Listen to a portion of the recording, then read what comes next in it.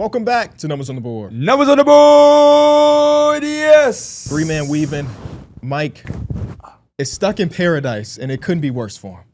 Yeah. He's stuck in Jamaica. I was talking to my wife about it. I mean, he had to sit in the airport for like 12 hours, so I guess it's not really paradise. But like, if there's any place to be stuck for an extra day, Jamaica might be the place. Yeah, did he stay in the airport overnight, or did he go? No, back they gave him a resort. So okay. like I was going to say, did he go back to the resort? He texted us, so if you would have just like looked out for what your homie was saying to you in a time of crisis, you would have known. He was going through all that, talking to us, letting us know, and you was just like, And it is kind of funny that he went to Jamaica a day later just to have to stay a day later anyway. Hey. But, I'm so glad it's all over. Yeah. I had people on my Twitter telling me how we should have policed Mike. At the end of the day, Mike make his own decisions. We should have told him what to do. As far as that. Only thing that matters is that him and his girl were okay. That's what I was telling him. I mean, what? That's the thing that she polices, not us. Yeah, and I also think that people don't understand that, like, that first day of 2K, specifically for Mike, if you had the opportunity to have half of your rent paid by one day of work, wouldn't you do it? Yeah. I did. He did. 18 hours in 2 days. And I'm not regretting a single minute of it. A single minute. Yeah, so streaming it was fun. And it seemed like they had a good time. So other than the flight situation, now he gonna tell you the story once you get back on Saturday. But how are y'all doing? I'm feeling pretty good, man. I woke up a little tired, but I'm good. What made you wake up tired? I think it's because I had to wake up in the middle of the night from that Shake Shack.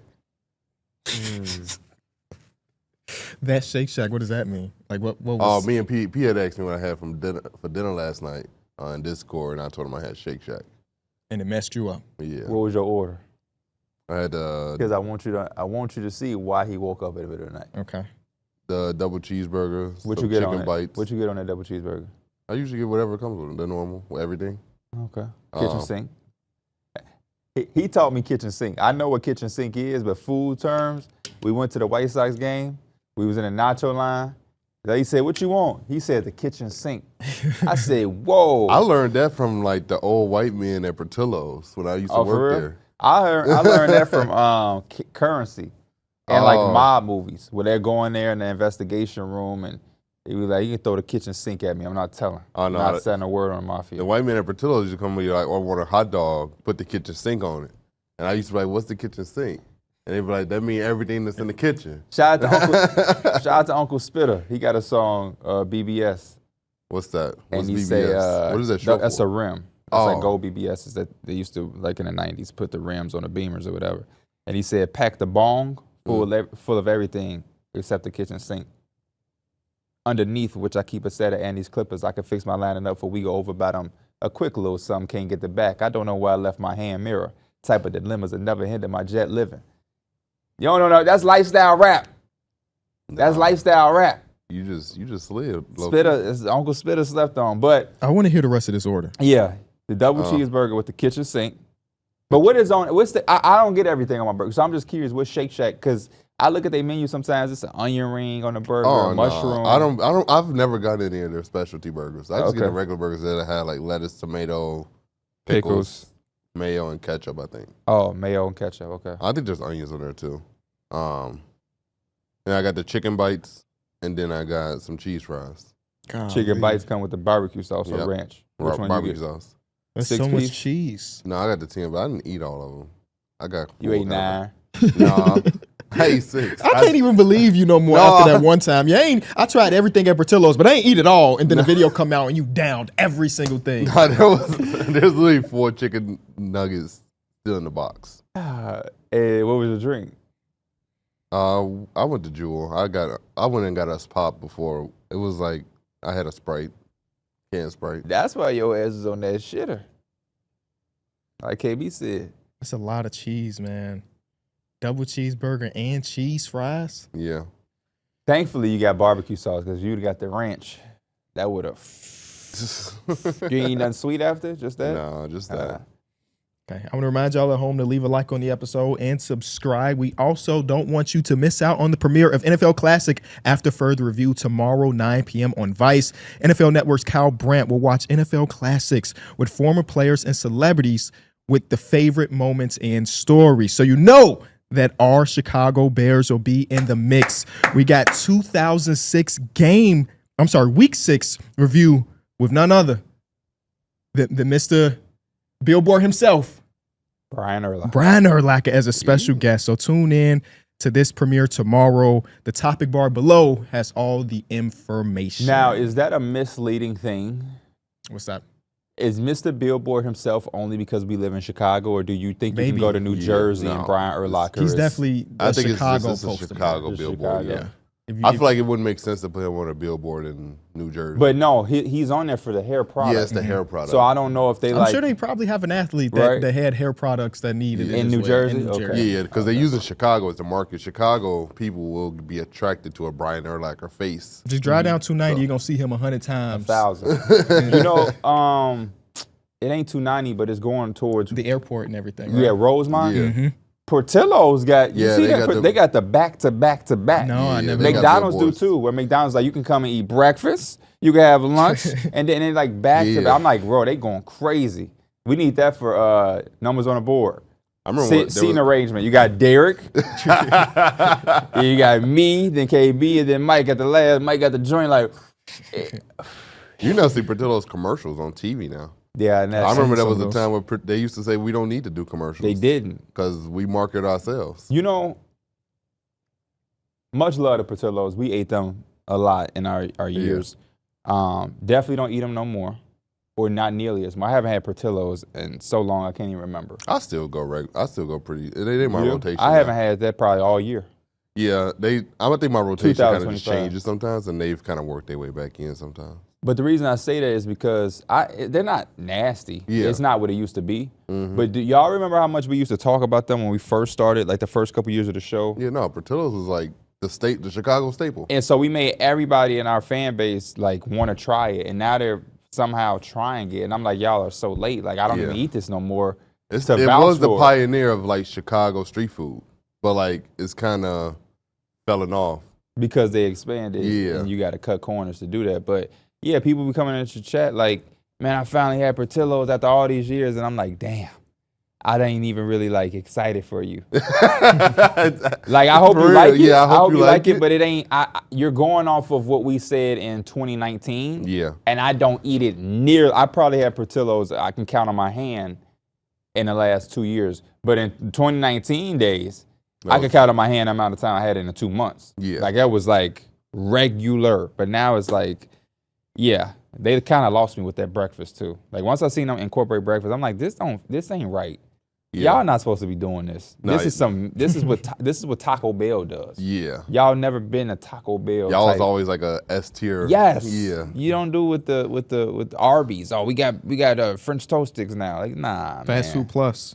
Yeah. Like fast food, but it's way better than like a McDonald's. Yeah, fast yeah. Like you could go to Portillo's on like when I was single, like that was like something I was dating sometimes women who was new to the city.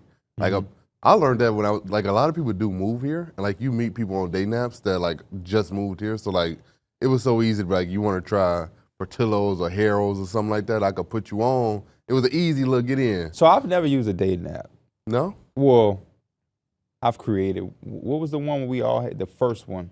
That was one. Tinder. Boom. That was probably like the first popping one. Yeah, that's the first one I ever heard of, like this thing. And so, but like, I ain't never went on like a date or met somebody from it. Oh, really?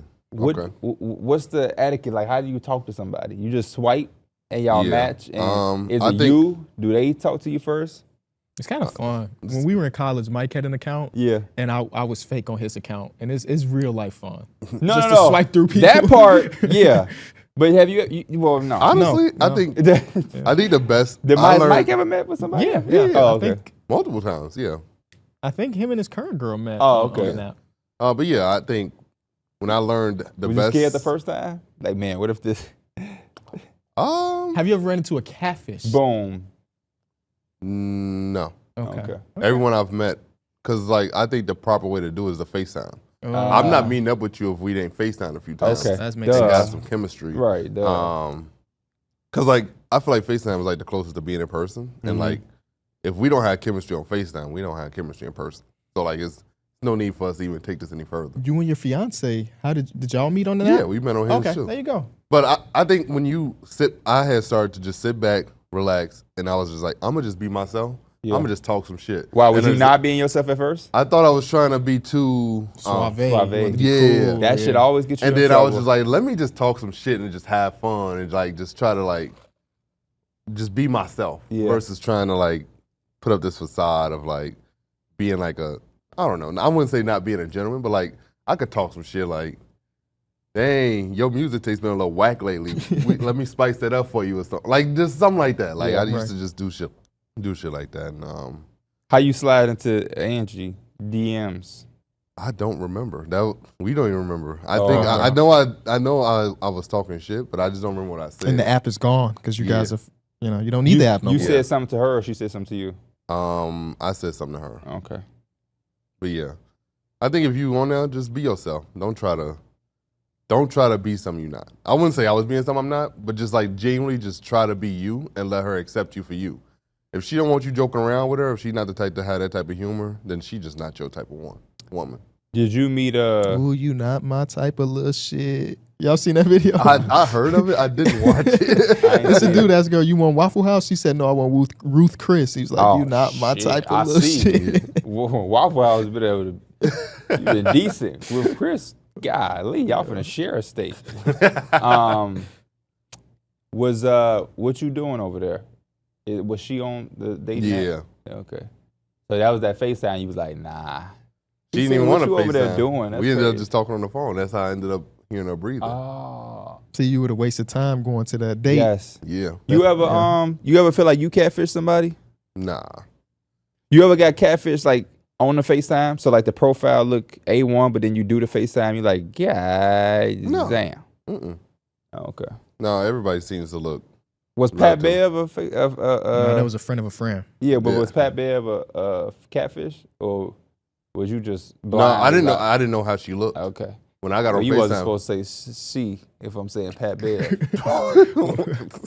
I don't want that.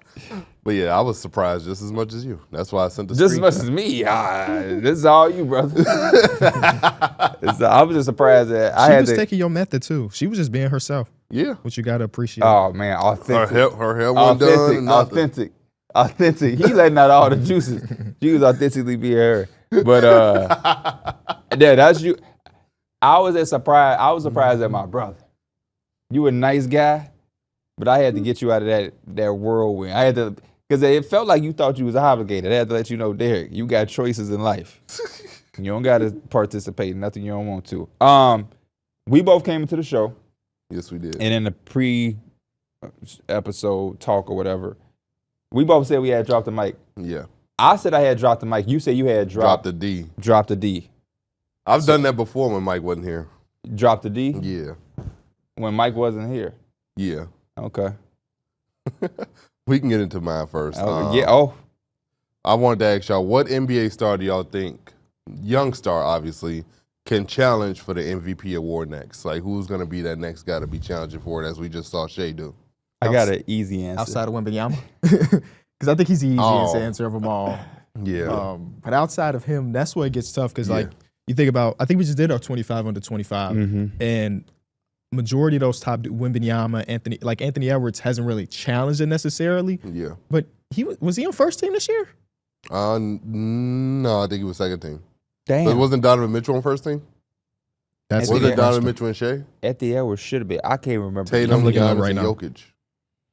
I'm pretty sure that was the first team, all NBA. I was doing something on 2K and I pulled up the He was second team again this year. Yeah, you're right. defensive teams over First the team last was few Mitchell. years.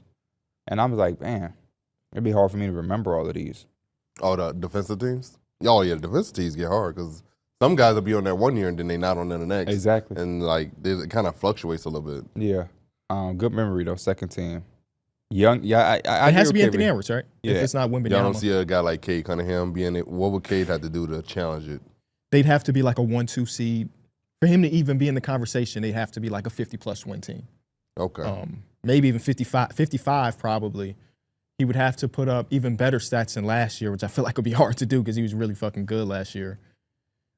Yeah, I think the thing about it is you said challenge. Yeah. So I think Cade could be in, like, I guess when you look at his basketball reference, MVP 7, but that ain't challenging. Challenging, I think you gotta KD be is top right. 2, top 3. Yeah, so he would have to. 7 can be one vote in Exactly. some years. Yeah. He would have to, yeah. And also, a lot of the guys, like you mentioned, Shea didn't just pop up. He was like top 3 last year as well. Yeah. So you have to kind of get like this pedigree in order to like finally jump up. I off the top of my mind, I can't think of a guy that was like not even in conversations the previous year that was like, oh yes, he is. Like James Harden was second to Russell Westbrook. Derrick Rose. But that's 15 years ago. I'm thinking about more. That is. more Ain't that recent. crazy? It's 15 years ago. But like, yeah, Joel Embiid was second before he got his. Giannis was, I think, third before he got his first one. So it's very rare for somebody to just pop onto the scene and be the MVP. Mm-hmm. What was Steph before his? That's a good. Steph might be another good example too. Yeah. I look into it though. I think a guy like Jalen Brunson, he might also. But you said young guy. Yeah. Oh, yeah. He's not young. Yeah. Steph Curry was number 6 in MVP the year before he won it, and he didn't get a single first place vote that year that he was 6th. Look at him. Yeah, I think the Cade one is. I think Cade is going to put up better numbers because I think he's going to not turn the ball over so much. But I'm interested. I'm not saying they won't do anything or that they can't, but I'm very interested to see the Pistons. They're one of my most interesting teams because they got some turnaround. They still could bring Malik Beasley back. We'll see how that unwraps. But I think the league is on notice. Yeah. And based off the Kings, those couple of years ago, I'm just very interested to see how teams adjust with being on notice and you not sneaking up. But I do think Cade Cunningham is going to continue to get better, put up better numbers, and do what he does. This season might be a little too soon, but I could see in the next couple of few years, Cade Cunningham being in those conversations for sure. I think Paolo Banchero is a polarizer name on Twitter, but if the Magic are able to have some type of high-level success, you would have to think that he would be the poster child for the success. Every team has the guy that they attach the success to and like these award things. Trae Young is not young anymore. I think Anthony Edwards it's Anthony Edwards and Victor Wembanyama off the top of the dome. Yeah. Those other guys just seem far-fetched for Paolo right now. Cade Cunningham. I think they're on their way, but not just yet. What if the Rockets are really, really good? And what if Sengun is just demolishing shit? I feel like Still gets his KD if they really, really good. the narrative would shift to Kevin Durant because like they wasn't that good until he got there. They were the second seed. Well, yeah, they were good, but like if they as dominant as you saying, they would be like. Yeah, KD, his acquisition is the reason why. KD is the reason why. Yeah. Yeah. How old is the oldest MVP of all time? Because what if Kevin Durant could win an MVP at 37? Yeah. I feel like that's probably a record that like the oldest MVP of all time is Karl Malone, who was 35 when he won it. I had a feeling it was a big. Shit, he was 35 with the Jazz? Yeah, in 98. So how old was he when I was a kid watching him with the Lakers? He was 40 for real? I thought he was 40. Like, you know how somebody's like, he's 40. Yeah. No, he was literally 40 then. Yeah. In the modern era, we ain't had no real old MVP in a little minute, man. You got 35 Malone, 34 MJ, 33 Malone, 32 MJ, 32 Kareem, 31 Steve Nash. The oldest guy of the 2000s is that 31 Steve Nash. Kobe Bryant was 29. But other than that, these old heads, Jokic at 28 is like one of the oldest MVPs of the modern era. Because like you could. What the like, hell was Karl LeBron, Malone doing at 35? Something he wasn't supposed to be doing. No, that was he was a little younger. And still too old. Too old. But I hope he was a little. Well, I don't hope anything. But yeah, his last year when he ended up in LA, he was genuinely 40 years old. Oh shit. But what are those 35 MVP numbers? Is what I'm saying. When he won MVP the second time, he was averaging. He was averaging 23 points per game, 9 rebounds, 4 assists. Probably shoot 57% for the field. He didn't make the All-Star game that year. He didn't? How did he win MVP in? Oh, lockout year. There was no All-Star game. There was okay, no All-Star game. This is Duncan's first championship. There was no All-Star game this year. That would have been insane to see someone win the VP but not be an All-Star. What's more insane, that or the fact that Jordan, sophomore year, broke his foot and played 18 games, started 7, and was an All-Star? That's even crazy, yeah. That's crazy. What's crazier? Tim Duncan played 19 years in the NBA. Mm-hmm. How many seasons did his team not win 50? One. The thing is that wasn't it I know the one year that they played the Clippers in that first round, I don't think that was a 50-win team because they were the 7th seed. I do think that was it. Because remember around that time, the Suns didn't make the playoffs with Jeff Hornacek as the coach, and they won 48 games. Oh. So around that time, the Western Conference was producing yeah. 50 wins, 7 seeds. Yeah, you might be right. I would say Don't probably tell me once. never. I thought it was 1 year that I remember when they was older. 1 year. And that was the year there was a lockout, and they won the championship. Oh. So the only reason they didn't hit 50 is because there wasn't enough games to hit 50. There wasn't enough games. Every other year of his career, his team won 50 games. So the Ginobili, like the Ginobili, Parker, Tim Duncan, they were still winning 50 games when he was old. Yeah. Damn. His last year of his career, they won 61. And he was like, all right, I'm out. I'm done. That's enough for me. Well, they always did a good job of keeping talent around them. And even the perfect. Yeah, like the perfect talent to have around them. They always seem to always have. I'm sorry, his last year, he won 67. That was a 67-15 year. Kawhi got hurt on That's the Pachulia. Kawhi. Yeah. And he was like, Don't man, bring I ain't me got up. time for this Don't shit. bring that up. That's sad, man. He said, I almost beat Pachulia ass. I'm done. I don't want them to see a side of me. Talk about like floor raisers, golly, to have that much level. Now, obviously, the team has always been pretty good, but like when you're the top dog for that long and the team is that decent. And then you lead the league and grow dreads, you just doing whatever. Yeah, man. Living his best life. Living his best life. All right. Was that your drop tonight? Or was that just me. Darrick's? What's yours, P? Kind of similar. Which team at the bottom of the standings would you pick to win a championship first? I got 3 teams: Wizards, Hornets, Jazz.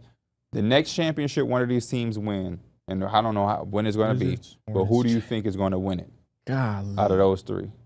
I will go with Wizards just because right now I feel like they have a more, like their roster is more complete. That would be probably the only reason why. But when I look at the Jazz, and the Jazz, just like they're gonna be so bad that they might get the number 1 pick. So like, I could project that, but I also got to look at what I see with the Wizards is that they still gonna be bad, so they're still gonna get a lottery pick, so they can still hit on something there.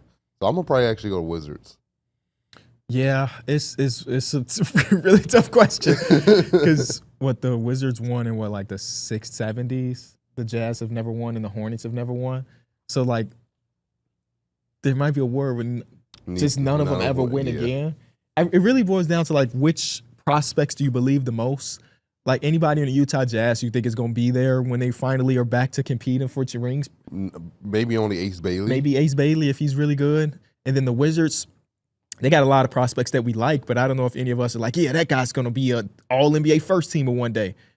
So this draft class might be the reason that we change our mind about something. One of them get AJ DeBonce or one of the Kim Boozers or the guard, wasn't it Peterson or something like that? Darren Peterson. And then that changed the trajectory. But right now, man, if I had to pick one, it probably is the Wiz because they got more prospects that I like, but none of them guys make me feel like they're going to bring them to the promised land. Yeah. I feel you, though, because if you take what the Wizards got and you drop, like, one of those 3 young men that you named or somebody else that's going to explode, like, we always come into the season with this crop of talent. Yeah.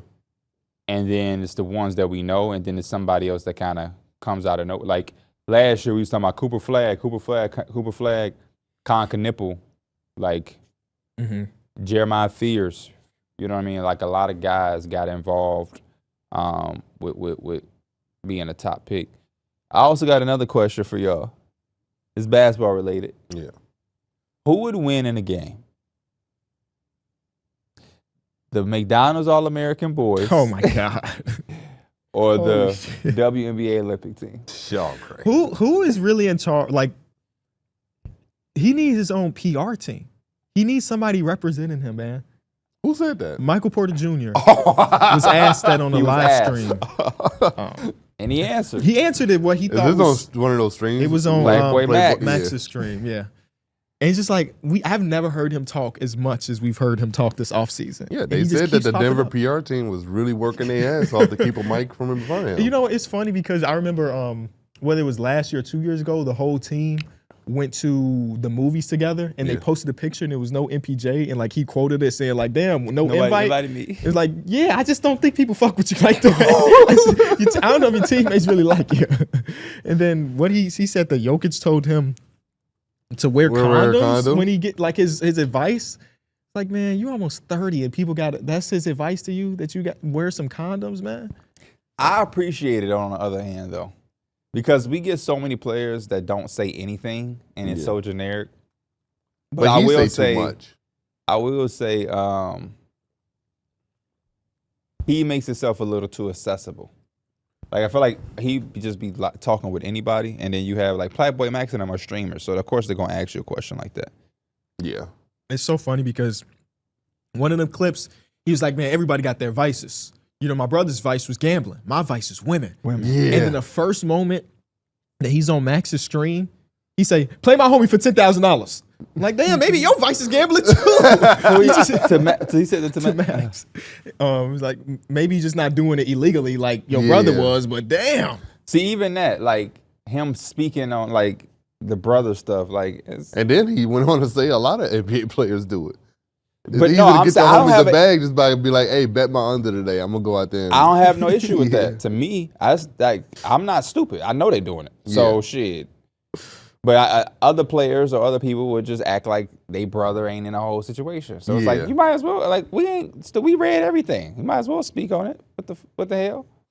I hate when people act like you know what I mean. Like it's just funny that he said his vice is women. Nah, that's funny. That's just that's funny as hell. he's openly admitting that his weakness is women.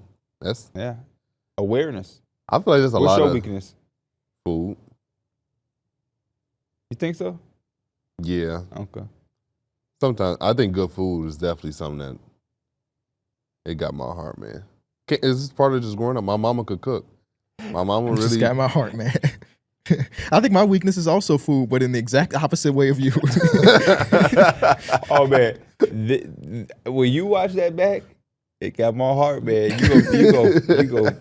You go be crying. Clip's gonna have a video of like D Mills talking foods for 2 hours, and it's just gonna have all your clips. Man. And it got my heart, man. I actually had another question too, which was like something dropped the mic related because since 2K came out, I've been filming a ton, which means I'm editing a ton. And editing is like a passive thing, you know, you cut and clip. Yep. My editing style is not like, you know, explosion here, big. So it's just cutting clips and making sure everything fits nice. So you got someone in the background? Got something on in the background. And recently, yesterday I was watching. Y'all didn't answer my question, by the way. What was that? Y'all got the Olympic team or the McDonald's All-American team? I don't have an answer. I don't have an answer. Why? Either. I just don't have an answer. I would have to see it on court first. Yeah, set it up. Why are you saying that? Why are you smirking? I'm not smirking. Your fucking lip quivers when you on some slick or lying shit. Your lip does quiver. All right. I'm not saying it did now because I wasn't paying attention, but you do have a quiver. I'm just smiling. Now you are, but that whole what? So I was rewatching 2008 NBA It's Finals. okay to say Breonna Stewart or fuck them boys up. She would. I was rewatching 2008 NBA Finals. Mm-hmm.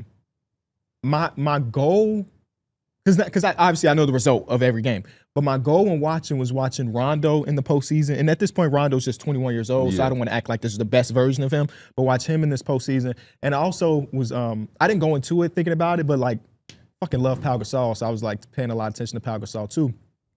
And I was thinking about the assists, because I think game one of that series, Rondo had like 16 assists. And I'm watching these assists, and I fuck with Rondo, so I don't want this to act like, you know what I'm saying, this is a negative shot at Rondo. But the type of assists, how do y'all differentiate the type of assists? Obviously, you could look at the box score and say somebody had 4 assists versus somebody had 8 assists, and sometimes the 4 assists was more impactful than the 8 assists. I think In the sense that, and let me just finish this. Yeah. Some of the times, especially during this era, because I also was watching 2005 NBA Finals, some of the time here, the action is just somebody coming off a pin down and just a mid-range jump shot. Boom. Mm-hmm. Rondo made that pass, but Rondo didn't create that shot. You know what I'm saying? It was the screening and it was the shot making more than anything. But Rondo gets credit here because he pass the ball. While other times are like Paul Pierce, who ended up, I think, 4 assists in this game. His 4 assists was pretty impactful. Get into the lane and then dishing it off because he drew 2 defenders and KG dunks the ball.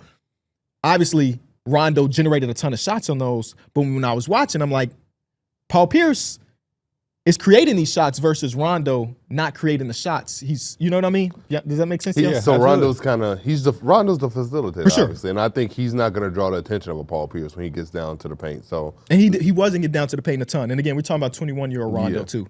Yeah, I He think did try to boom on somebody once. Paul Pierce's gravity was just it was high then because like he was the number 1 option. He was that dude, and so naturally when he gets to the paint, everyone's going to collapse and there's going to open lanes. Rondo was more so like they're running plays, he's reading it, he's kind of probing. A coach on court. Yeah, and he's probing and he's waiting for the defense to make a mistake and then he's going to make the right read real quick. Mm-hmm. So it is completely different on like when you talk about shot creating versus just making the right pass. Mm-hmm. They're completely different. The only thing I will say is, yes, it's 21-year-old Rondo.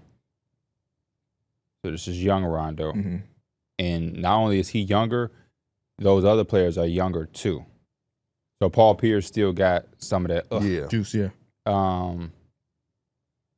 When you hear them talk about Rondo and other people that talked about Doe, is the passing ability. So yeah, I agree in that sense.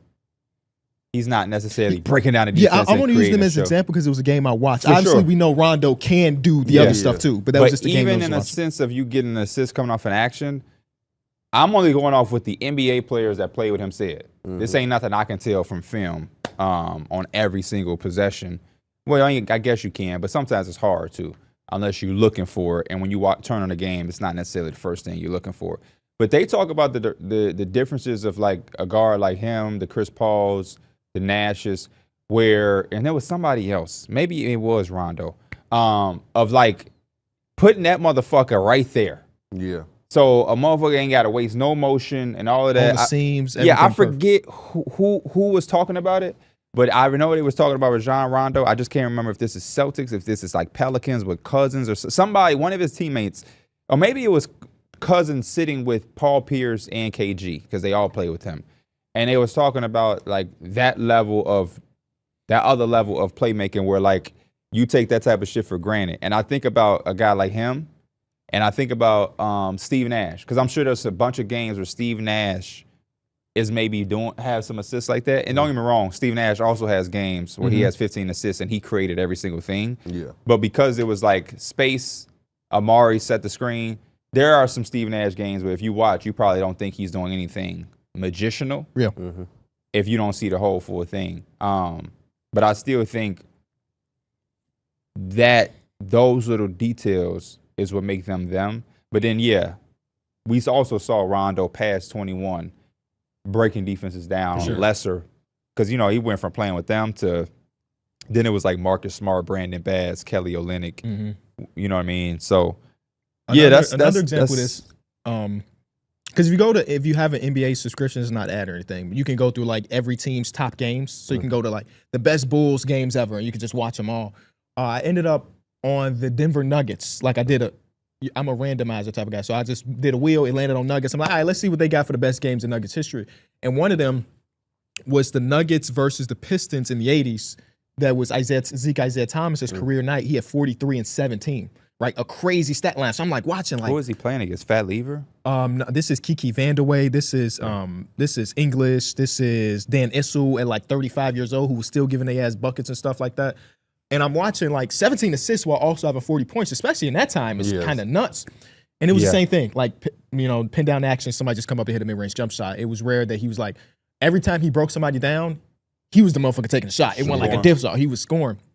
So it's like, obviously, all of those count as points, so it's not like a negative thing necessarily. But sometimes it does kind of like, I've been thinking about it like, okay, yeah, that's amazing and everything, and I know he can do both. But sometimes that stat line can be kind of deceiving as far as like the playmaking of it. Yeah, but it's passing, passing, not playmaking. But the reason the conversation they had is because these guys playmake. For sure. Yeah. So if we was talking about some random ass point guard who even like this 1 year, Elfrid Payton's 20 assist game from this season. Tad Al. But no, he was Tied out. I'm just breaking, saying. He was breaking shit But down. you're not going to ever put him over Rondo. At all, yeah. So even though I thought he was going, he was I thought he was going to be Rondo 2.0. He was one of my guys coming out of that draft, man. He was literally like that was the like I know a lot of people probably was younger. That was the fucking thing. Can't shoot, great 2.0. passer, good defensive player, good hands. Man, should have cut his hair earlier. Yeah. He had a lot of people excited, man. And that was a nice young team he was going to, the Magic. Yeah. I don't know how he had the vision he had with the hair in his face. Team. He had a good feel for the game, man. Just a great feel for the game. Didn't even need to see. That's how good his feel was. Didn't need to see. He's like Daredevil with the fucking basketball court. Just feel everything around him. But if you have an NBA subscription, I truly do recommend going back and watching some of that stuff because it is like I kind of think your mind-blowing. playmaking conversation kind of goes into like the difference between shot blocking versus rim protecting. They're kind of something like somebody could be a good shot blocker, but that doesn't necessarily translate to them being a good rim protector / anchor. Yeah. Like a Hassan Whiteside, but a guy like Roy Hibbert, who's a guy who is a good anchor, who probably won't have the same amount of blocks as a guy like a Hassan Whiteside. You would probably rather have Roy Hibbert than Hassan Whiteside, even though Hassan Whiteside's blocks would be higher. Who is that in today's game? That's a good parallel, man. Someone who have Rudy Gobert doesn't block shots anymore. Versus somebody who is just blocking shots. Who is? I don't. Bam Adebayo's not blocking a ton of shots, so we all recognize him. I think Jaren does a good job of doing both. That's a very good question. Who's blocking shots, but not really a good rim protector? I'm gonna look up blocks leaders from the season. We can decide what do they fit under. Yeah, I don't think we really have one no more. I feel like we have to, right? We have to. Let me see. This season leaders when it comes to blocks. We're going to leave rookies out. So, like, Donovan Klinger probably got a lot of blocks, but statistically... Yeah, Zach Edey led the league in blocks per game at 2.5. Miles Turner was second with 2. Yeah. He's getting closer to that now. Yeah, I would say Miles Turner isn't an elite rim protector, but he's a good shot blocker. Chet Holmgren was third with about 2 blocks as well. Okay. LeBron was 4th in the league this year. Oh, my God, this is playoffs only. Oh, here we go. All right, now here are the. I was about to say, LeBron's 4th. Here are the real numbers for the regular season. Obviously, Wembanyama averaged 4 blocks per game. Yeah, okay. So he fits both. Yeah. Walker Kessler's at 2.4. Hard to judge, man. I can't say that I've been tuned in to Walker Kessler this season to even know enough. Hard to judge. Yeah. I know that's what in college he did both. That rookie year was spectacular though too. So Miles Turner is there. We already mentioned him. Brook Lopez is averaging about 1.9 last season. He does a good job. He does a good job of doing both. Donovan Klinger at 1.6. Too young. I don't know if we got it this year, boys. Like Evan Mobley at 1.6, Jaren Jackson at 1.5, Alex Sarr 1.5, 1.4 for Rudy Gobert. First of all, we just don't got a ton of like super shot blockers in the first place because 1.4 is not even that crazy. So our scouts getting a lot better at finding out who's just a good shot blocker versus rim protection.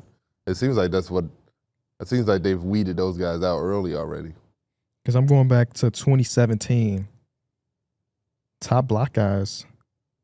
When would y'all say was Hassan Whiteside's prime? Is that like the year before? 2016? Yeah, his last year with the Heat, right before he went to Portland. Yeah, he led the league in blocks in 2016 at about 4 blocks a game. He was putting up Wemby block numbers. Shit.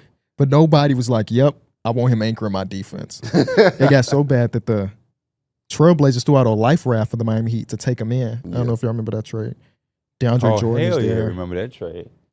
Hassan Whiteside might be in a league of his own, though. Everybody else beneath him, I'm like, yeah, I trusted DJ, I trusted Rudy, I trust AD, I trust Powell, Serge, even Porzingis, who was super young at this point, Paul Millsap, Brook Lopez still. Karl-Anthony Towns was 1.7, which is tied for number 8. He's not a rim protector at all. But even at 1.7, I don't even know if you call him a shot blocker either. He just happened to be big as hell. 1.7, I'm going to call him a shot blocker. You think so? That's about 2 blocks a game, shit. That means he had some games he probably had 3 or 4 to get that average. And then we get further down. It's like that's early him though, right? Yeah. Steven Adams, we count as a rim protector. He averaged only 1 block per game. Yeah. He's just not a blocks guy. I'd much rather have a dude that's averaging 1 or less blocks, but I know for a fact that he's going to deter shots at the rim. So you were saying the playmaking, you kind of look at them motherfuckers a little different. Isaiah Thomas ain't got it, huh? No, he definitely got it. But that We was can just be real. I am being real. Ron, you don't fuck with Rondo, huh? I fuck with Rondo, just not as much as So Twitter did that go does. into like when we first started the podcast when Pierre said that Chris Paul was the pass first ball hog? First of all, I never said that on the podcast. I made a YouTube about it. Oh, My first YouTube video is Chris Paul is a pass first ball hog. No, because I think that's the opposite, right? He holds the ball too much to create the shot. I don't remember what the argument was. yeah. It wasn't no argument. All I was just saying was that, he holds the ball in order to get an assist. Because, number one, just being real, I was trolling. Number two, I was a Blake Griffin fan. So my thing was, I am a Blake Griffin fan. I'm a Chris Paul fan too. Yeah. But at those times, for whatever reason, I don't even know why, because they was a good team. With Yeah, both they were of a them. really good team. But I used to just have this thing where I'm like, bro, when Chris Paul get hurt, I love this version of Blake Griffin. And I want to see it while he's on the floor with Chris Paul, but I was young. Yeah. Now I'm like, well, why the fuck would you ever want to see somebody not have Chris? Why would you ever want to watch a team that don't have Chris Paul on the floor? When they should have Chris Paul. You feel me? And when he's out on the floor, why would the fuck you want it in anybody else's hands but his? Mm-hmm. But so it wasn't an argument. It was just that, like, at this time, Rondo is my boy. Rondo was doing it too on those Celtic teams. Yeah. Like where A Rondo lot of point guards from that era held the ball a ton. held the ball Yeah. a ton. And Rondo was also like going on the fast break and like saying, "Come here, here, let me get my 19th assist." But I get it. You need something to play Yeah. for. And hell, passing. We're never going to make it seem like passing is wrong. Like I'm Yeah. never going to make that argument. But yeah, there was just that type of thing where it's like, and I get it now because when I play, Yeah. I'm not Chris Paul by any source. Even like on 2K, there's just sometimes you just don't trust a motherfucker to do anything but score. Yeah. Like when we play 2K, like the last few days, like I love Kyron, but I want him to get it and score. I'm Yeah. trying to kick it to him for him to be in a scoring position because if he got to do anything more, we might not even get a shot up. And so Chris Paul's mentality may have been the same way. Like, man, JJ Redick need to get this bitch to score. Yeah. I don't want JJ putting this bitch on the floor. I don't want him trying to create a play. Not until he got to Philly, at least. I'm getting when him right. and Joel Embiid's And he two-man. can- Hell yeah, they had one of the best Yeah. pick and roll numbers. So maybe Chris Paul was assist ball hog and Maybe, yeah. you know. But that was just me being a Blake Griffin super fan. Because Chris Paul would miss 7 games and Blake Griffin would average a triple-double or flirt with triple-double averages. 34 points, 12 rebounds, 8 assists. And they'll be 3 and 4. And it's like, what the hell? It's Now, I sad remember that that one they- year I'm just talking. when they got rid of him. When he went to Houston, was it? Houston was his first stop. Yeah. after. I think the Clippers started off like that was the year I picked Blake Griffin on our podcast to be my dark horse. That's the only reason I remember this. It started off like 3-1, and I was like, "Here it come!" And then Blake got hurt, and then the rest was history. It's sad that they could never be healthy together, man. Yeah, it really is because I really liked that team and wanted them to win a championship, even though I wasn't a Clippers fan. Like I used to pray that they could get a small forward. I used to be like, please, Yeah, please, health please. in that wing position, they just could never figure out. They even brought in old ass Paul Pierce.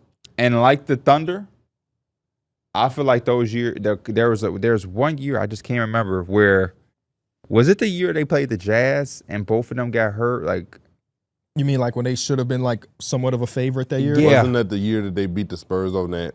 No, because I think that was a 4-5 matchup. No, that was think- like a 2-7 matchup. Was it really?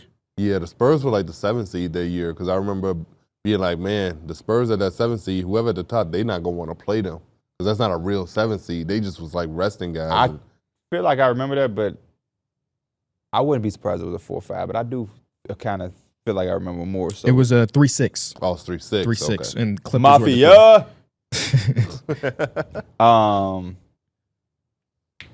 Which year was that? That was a good series. Did they end up going to like the Never made it to the second conference round? finals, yeah. conference finals? They never made it to the conference finals. Yeah. I was so happy Chris Paul made that shot, bro. I don't know why. I was hurt when he made that shot. I was so Clippered out at that time, bro. I was Spursed out at that time. Oh, you were? Yeah, I only liked the Spurs when they had played against the Cavs. Really? Okay. I don't know why. I didn't like the Spurs growing up. I don't really like the Spurs. Kawhi Leonard made me like the Spurs. I actually hated the Spurs. Mm-mm. I actually don't even like Tim Duncan. Or I'm sorry, I love Tim Duncan. I didn't like Tim Duncan growing Yeah. up. Do you know why? He was kind of boring back then. No. As a young guy, I can understand Tim Duncan not being that interesting. 8-2-4. Oh, The Spurs were so good that they was the biggest threat to Kobe and them Lakers. So I hated them. I hated them so much. Ginobili was very hard to hate though. Oh yeah. But Tim Duncan, he did have a boring game, and I never really liked Tony Parker. But Ginobili I loved. And yeah, it's only because of that. Everything about the Spurs is sexy to me. The black and chrome jerseys. I love Boris Diaw. Boris Diaw. That was the time I was coming around to him because Kobe wasn't a threat to win a championship at that point. But yeah, in Kobe heydays, those boys used to it felt like every time the Lakers played them, they would put the Spurs would put belt to ass. Besides the super three-peat Shaq in them years. But like post-Shaq, yeah, man, you turn on a Laker game on a Sunday morning, a Sunday afternoon, they playing the Spurs matinee, and man, Malik Rose is busting ass. Like just random Spurs, just Devin George, I remember him. No, that's the dude who fumbled the ball and T-Mac was able to get the game-winning shot on a 13-second shit. Oh shit! Remember T-Mac was scoring all the points. The last one to get the game winner, Devin George fucked up the ball or whatever. Yeah, used to look like Usher. Used to look like Usher. Had a little headband on, Devin George again. But when you get older, you appreciate shit like that. As a kid, I'm like, fuck the Spurs. Yeah. Looking back, where did Devin George come from, KB? The NBA used to have guys. Y'all remember Ronald Flip Murray? Yeah. He burst on the scene. I cannot tell you where Ronald Flip Murray came from. Is crazy for me to say? Is he still alive? Yes. Okay. From what I know. But I swear, there was a year Ronald Flip Murray was on the Sonics and he was killing shit. He wasn't even on 2K, Derek. What am I thinking about? Somebody did pass away recently. It wasn't him. He wasn't on fucking 2K. I'll never forget. My dad was like, man, I had to make him. He's not on 2K.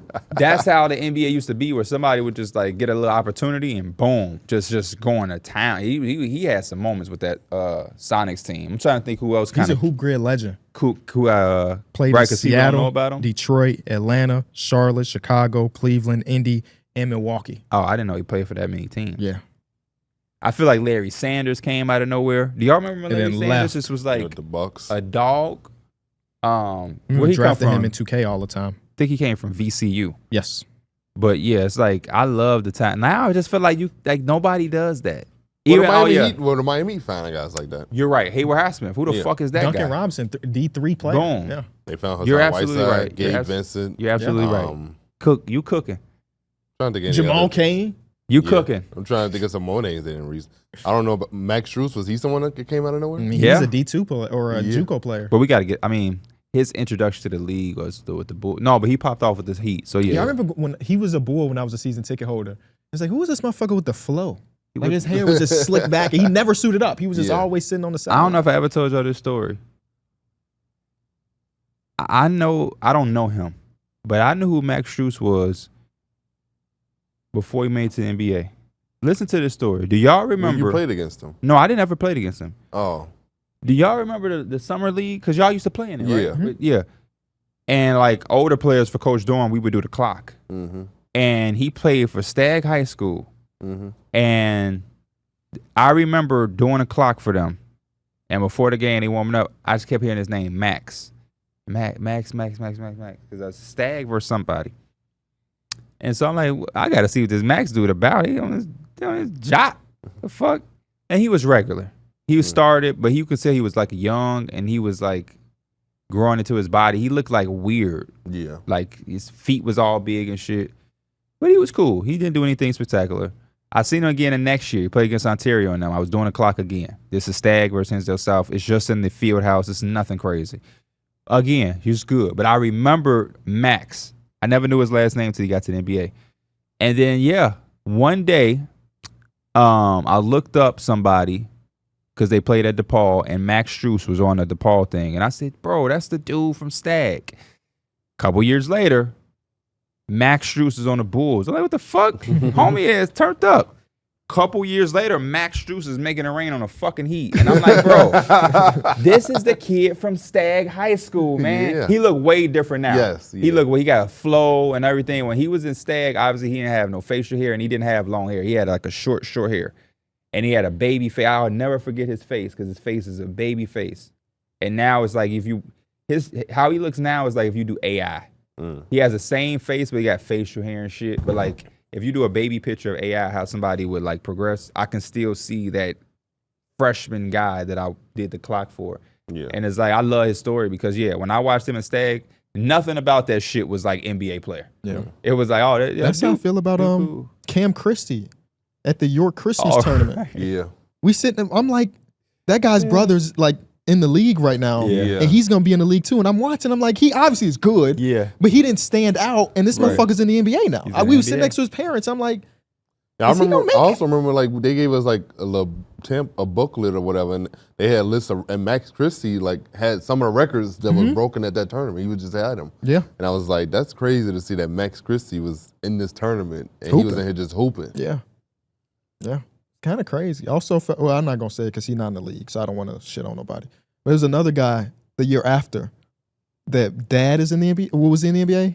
Yeah. And I remember watching him. I'm like, this motherfucker looks so regular. He looks so regular. I don't know what college he's going to. I just know he's going to college. Yeah, he'll be. I know it's high D1. Northwestern. Okay, there we go. If I'm not mistaken, he'll be in the Big Ten this year. Now a guy I played against that I was like, I don't know how I didn't see this. Maybe because I was playing against him. Frank Kaminsky. Yeah. They had the guard Dave Sobolewski, who I thought was going to the NBA, but I don't know why it didn't register me. Frank Kaminsky was 7 fucking foot. He was going to the NBA. Yeah. Crazy how good he was. Bennett has a kid now. EJ and I played against. This dude is like 7'1". Damn. Was he there like last year when we went to the game? Yeah, I remember him. Didn't look 7'1", but he's 7'1". Is he good? Yeah. I remember we were at the game. He's not like, holy shit. He's unstoppable. Bennett was ranked like top 10 in the state when we went to that game. Yeah. And St. Pat's lost, like very close game. And we all like pretty hot about it. And then afterwards, the starting point guard of the team, Mama, come up to me like, "Can I get a picture? My son's a huge fan." I had to fake like I was happy, even though EJ and them just lost by 4 points in the game. Well, her son hit 3 threes in the fourth quarter. Yep. I'm like, what the fuck? He shot at the top of that zone. And also the year before that, they had a guy who I'm watching Jaeger Demon's first game of his career. In BYU. They going against some school I'd never heard of before. And I'm looking like, this point guard looks so familiar. The motherfucker was just at Bennett the year before. Yeah. And then I looked him on, he followed me on Instagram. So shout out to bro. I don't remember his name. But I'm like, small world to just be watching a BYU game. The shit is crazy. I'm going to be real transparent and honest. Shout out to that young man from that Bennett game who made them threes. I remember sitting down and I remember seeing a lady. I'm like, damn, she decent. And then she come up talking about her son. I'm like, what the fuck? You got a 19-year-old son? Yeah. Did she look like she had a 19-year-old son? Nah. Look younger than me. You know, you just walk into a building, you see somebody at trade, like, oh man, that's a pretty girl. Yeah, she tell you like, man, can my son take a picture with you? Like, what the fuck? Where the little baby at? I'm thinking it's gonna be a 7-year-old. Motherfucker come out of the locker room with a full beard, talking about, thanks, mom. What the fuck?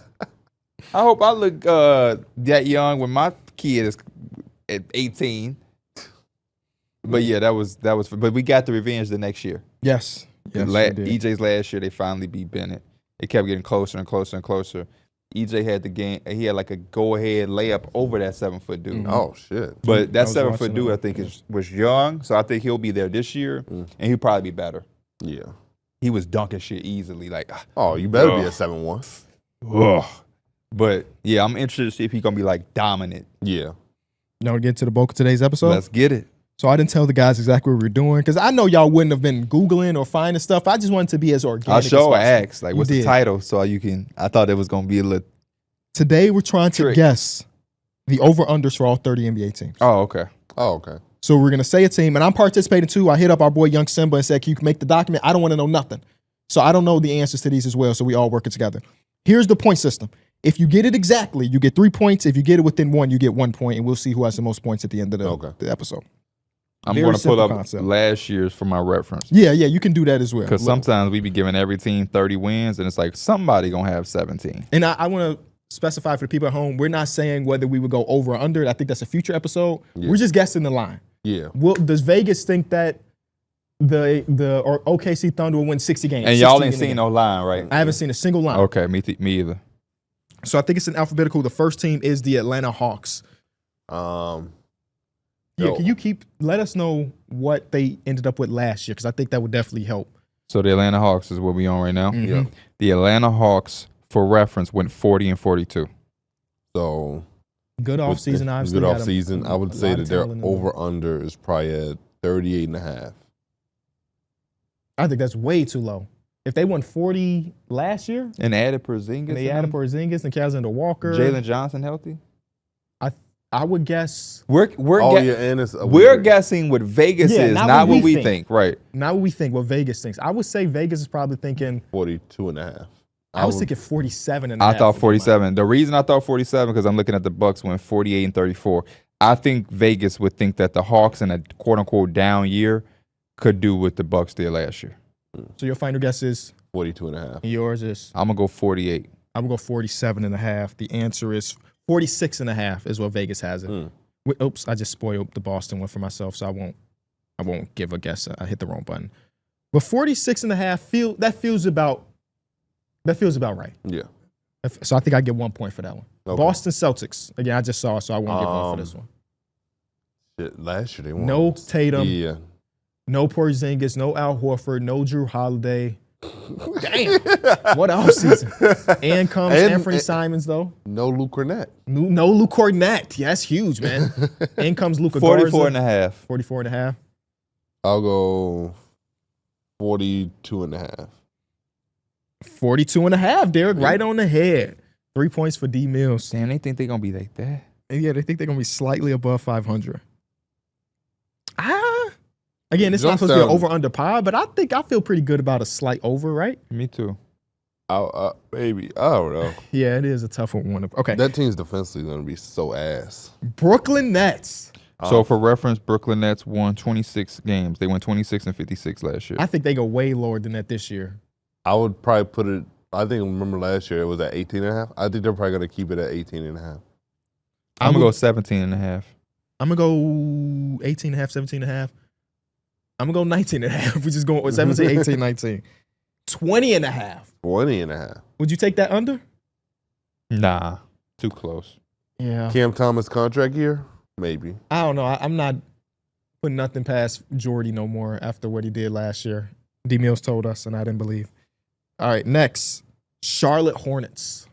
I don't want to be a fake believer of the Charlotte Hornets For like I was reference, last year, but 19-63. That's so bad. I'm gonna go 27 and a half. It's not what I think. It's what I think Vegas is doing. right. I also think Vegas probably projects LaMelo to miss time. 25 and a half is my guess. I'll go 23.5. 27 and a half. Wow, but you got it right. Yeah. 27 and a half. I like that line.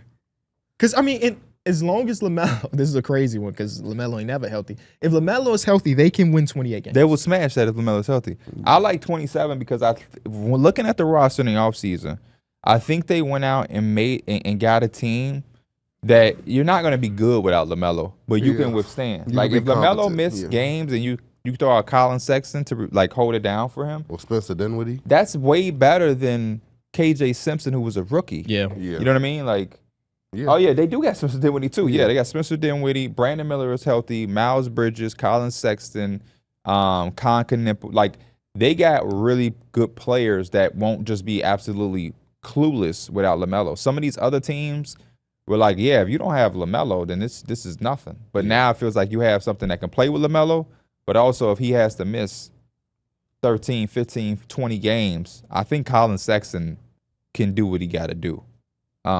If he's going to finish the season there, obviously. I'm thinking about putting a little money on that one.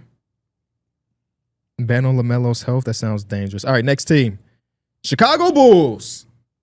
Chicago Bulls last year, for reference, went 39-43. I'm going to put it over at 37 and a half is my guess. I'll put it 32.5. I'll go 32.5. I hope. What did you say? 37. What'd you say? 32. 38 and a half. 31 and a half. Wow. Damn. We way overshot. What'd you say? You said 32, right? So you get a point there. Damn. Good. Let's fucking do it, man. A 32-win season would be something. I guess half of that season we had Levine, right? True. Yeah. True. Well, and we got hot for 2 months, and people probably don't. I don't expect that to be like exactly what they do. Next team we got is the Cleveland Cavaliers. Cavaliers won 64 and 18 last I year. would say their over-under is probably 60.5. I would say 58.5. Even 58.5 even sound. I might 56.5. Okay, I'll go 57.5. 56.5 on the head. There we go. Yeah, because I thought with the East being weaker, they kind of. I feel like you said they want 64. Kind of feel like they can win 60 again. that 64 was kind of nuts because then they started off like 17 and Yeah. 14 and 0, I think it was. There was definitely an undefeated streak. And then they kind of cooled off towards the end of the season. 56.5 is a good line for them though, assuming some decent health. Isn't somebody already injured for them though? Who? Is Max Strus Max injured? I think Strus. Max Strus is He's gonna injured. miss like the first 2 months. Yeah. Lonzo, get ready to learn some small forward, buddy. Dallas Mavericks. I think this one is the No toughest lines. Kyrie. I'm going to say 41.5. I'll throw it out there first. Slightly above 500. 40.5. For reference, last year they won 39 and 43. What was your guess? 40.5. I said 41.5. Oh man, give me. Y'all took the really good ones. 41.5. You said. Yep. What would you say? 40. They want 39. Give me 39.5. 40.5. 40.5 is That's the number. literally perfect for that. I wouldn't put no money on that. The 500 teams is what they're saying. Vegas is like, we don't know which way to put them on, so we're going to put it right down the middle. Next team we got is the Denver Nuggets. Did y'all know that Jokic has never had a 55-win team? No, I did He's not. never know had a that. 55-win team. No. Impressive. This is the year, though, ladies and gentlemen. I think the line is 51.5. Even that sounds kind of 51.5. I'm sticking to it. I'll go 50.5. I don't even know. Yeah, what did they finish last year? Oh, I'm sorry. They finished with 50 wins, 50 and 32. Give me 53.5. 53.5 exactly. So this should be Vegas-wise. If you think it's the over, this will be their 55-win season for Nikola Jokic, which makes sense. I think they had a really good offseason. I think we all agree on there. And they have a more well-rounded team. Yeah. Which A is lot, something yeah. that they haven't really had recently. Detroit basketball. They won 44 games last year, 44 and 38. I'm I putting it would at say 42.5. Huh? 42.5. 43.5 for me. Oh, I was going to put it at like 46.5. Do your thing. Yeah. 45.5. So, yeah, he's a Hey. close one. Get that point. Yeah, I mean, I guess their offseason was kind of like level, I guess. Yep. Yeah. So, yeah, that makes You And take sense. it- they re-signed Malik Beasley. I think it's even more of a dub. Jaden Ivey is also healthy. Yeah, I ain't mad at it. Golden State Warriors. They won last year Sheesh. 48 games, 48 and 34, I'll put their over and under at 46.5. 44.5. 47.5. 45.5 is the number. Okay. Yeah, that makes sense. Houston Rockets. They won 52 games, 52 and 30. Yeah, Give me with KD, 54.5. I'll put it at No, 51.5. 50.5. 52.5 is what I'm thinking. 56.5. 56.5. Which, I mean, yeah, you added Kevin makes Durant. sense. It makes You sense. 4 more wins don't seem that crazy. But I didn't think the sports books would think that. I thought they would keep them pretty level. Yeah. Next, we got Indiana Pacers. They won 50 and 32 as well, like the Rockets. So No, they're 50, over. 50 and 32. Rockets won 52 and 30. I'm sorry. Their over and under is probably going to be 45.5. 42.5. 38.5. 37.5. I mean, no Damn. Halliburton, no Turner. It's like Yeah. you expect some type of drop off. 37.5. Now that looked like something I would gamble on. Really? Same. LA Clippers. They won 50 games, 50 and 32. I'm going to keep them at 50.5. 52.5. I'll go 50. I'll put it at 50 as well. 49.5. Damn. So Almost. we all overshot it a little bid, but that's a good line for them. Yeah. I I'm doing think an that's- episode of my podcast this week where I'm doing like, what'd you call it? The cases for and against every NBA contender. So like, here's why they could win, but here's why they can't win. Yeah. Yeah. And it's a fun experiment because we got up to the Clippers and I'm like, well, the knock against them is that they're fucking old. They're just Yeah. old. The whole rotation, well, not whole rotation, but a lot of that rotation that you count on is just super old. And also you question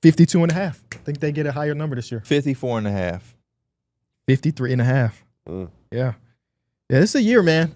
Again, doing the research for that episode I'm about to do, I'm like, what teams in the Eastern Conference? Because in my mind, to be a contender for me, it's just like if we got to the finals, I'm not surprised that you're there. Yeah. And the only two teams that really fit for the Eastern Conference is the Cavs and the Knicks. It's really just those two teams. So 53.5 makes a lot of sense for the New York Knicks, man. I had a fake argument for one of these other teams, Hawks? Orlando. Oh. But it's even that is tough because we haven't seen them play yet. OKC Thunder. Their over and under is probably like 57.5, 58.5. Give me 61.5. I'll go 59.5.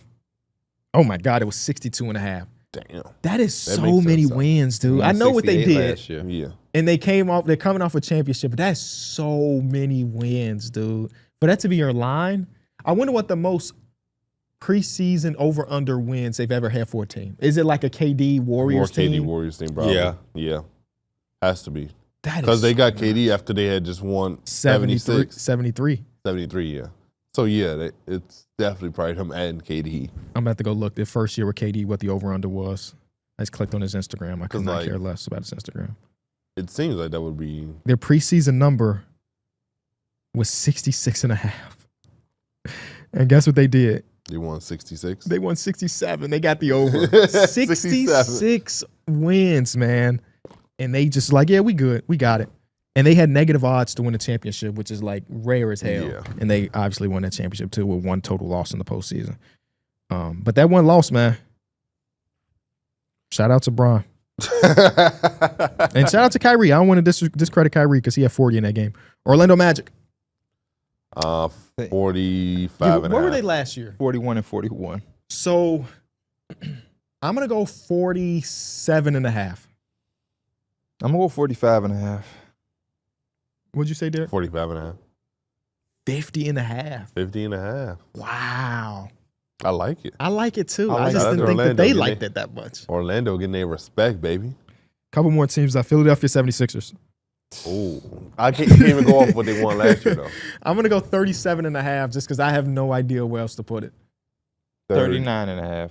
I'll go 40.5. They might just be putting it at 500. 42.5.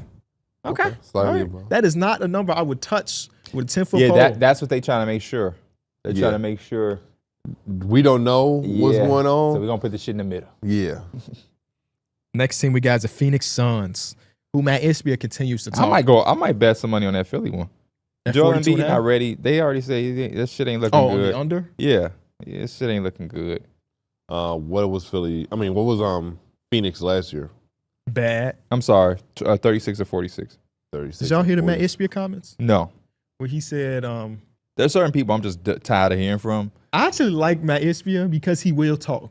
and so it's like him, Donald Trump. There's certain people at this point, Young Thug. Every time I open my phone, Young Thug leaked jail phone is fucking dropped. How much of that can you believe now that AI is so good? I believe it all. I believe all of it. AI don't. It's hard to talk like Young Thug with AI. He got a way of talking. Yeah, man, that motherfucker slime to it, motherfucker gonna motherfucker rat. Don't tell me, bro. You can't AI that. You can't AI that. Matt Ishbia basically said, all of those NBA experts thought we was going to win a championship the last couple of years, and they were wrong. So they're probably wrong now. We're going to win a ring. See what I'm saying? Like, And I thought it was fake. I thought it was a fake quote, and it's dead-ass serious. He said, yeah, we fucked up the last 2 years, but y'all believed in us. Now y'all don't believe in us, and we going to... The roster's ass. that's exactly why I said there's certain people I'm tired of hearing from. They were bad last year. I'm gonna say 36 and 46. I'll leave it at 36. I'm gonna say 31.5. Is that I'm gonna go 32 and a half. Come on, they got Devin Booker. 31.5? Okay, 31.5. Portland Trailblazers. I'm What gonna were give they him. last 30 and a half. Ooh. I was thinking 35.5. 32. No way they think this team is better than the Suns. 33.5. Hmm. 33.5. There we go. Sacramento Kings. 34.5. Mid-time. All these teams is midi. 33. 36, and it is 34.5. San Antonio Spurs. This is a tough one. Because they probably projecting. Give me 41.5. I'll go 42. 41.5 is a good bet. I'll go 40.5 just to be there. 43.5. Okay. I like that Raptors. one. Is it Raptors? the Raptors. It's one of the toughest ones in the this is entire good. NBA. Yeah. For reference, they were 35 win team? 30-win team. 30 Without 30 and Brandon 52. Ingram and also. So I'm going to go down- 35.5 then. Yeah. 37.5 for me. They weren't playing Scotty in the fourth quarters. So I'll go 36. 37.5. Okay. Utah Jazz. And they won 17 last year. I'm gonna give them I'll give them 19. 17.5. I'm giving them 15.5. 18.5. Okay. Okay. Larry Market have been hooping over there in Finland. He has. Yes. Or with Finland. Well, last team, Washington Wizards. 20.5. 18.5 would be my number. 21. 21.5, Derek. But you said 21 though, so that don't count. We did not keep score of anything. Maybe somebody did in the comment section. But I don't know. I think it's always fun to look at these lines and then come back to at the end of the season. Like, yeah, everybody was so off. Damn, the Wizards won 44 games. Yeah. Yeah. We were saying 18. The Wizards won 44 fucking games. What the hell? Marcus Smart. I mean, he played for the Lakers. Shit. Chris Damn, Middleton he played for killing the Lakers, don't he? That's nuts to me. Yeah. Don't. Yeah, man. I didn't want to see what's the odds on that. Which one were you talking about? Fuck, we was talking about one. The most of the time they're going to be Sixers? even odds. So it might be like minus 108 each side, minus 132 each side, something like that. The Grizzlies, I think it was somewhere. Oh, man. I looked at the Hornets, and 100 bones got me 48 bones back, 48 extra bones. So minus 102. It's like, I just feel stupid putting a $100 bet on the Charlotte Hornets. Yeah. You know what I mean? Like, just give the money to somebody else. Yeah, for sure. So I'm just not. You could just. My Zell's always open. I do owe you some money too. It's all good. What do you owe you? Oh, it's all good. You heard him, right? You heard him say it's all What good. he owe when you? Because when we did the Well, fantasy football yeah. draft, I haven't paid him yet. But he said it's all good, so I don't have to pay him. That's what I heard. But I don't know. Me and Derek were just in this other fantasy football draft this week, and it's us two. It's the house call / the deep three guys. Nerd sessions in there. Some pick a side. You know, it's a gazillion of them. So some pick a side, and then I think Jokic, Joe Star Jokic is in there too. And I just didn't know what level of drafting we was gonna get because I don't know everybody's level of I expertise. saw y'all in posting NFL. Mo shit or whatever. Yeah, That was fucking terrible. yeah. Mo might have had the worst draft I've ever seen. All you have to do is just Google some shit. That shit was worse than Kyrie. Remember Kyrie first year? He drafted Patrick Mahomes in the Yeah. first round. Mo drafted him in the third. He drafted him in the third. That ain't bad. No, it's picks 4 through 8 that's bad for him. Okay. He went double tight end. He went Austin Eckler. He I went, got Austin Eckler. but not in the fourth. No, fuck no. Not in the fourth. Yeah. And he went Brees Hall. I'm not Brees Braylon Hall. Allen. Braylon Braylon Allen. Allen. Braylon And like Allen the was fifth. his first running back. Yeah. What?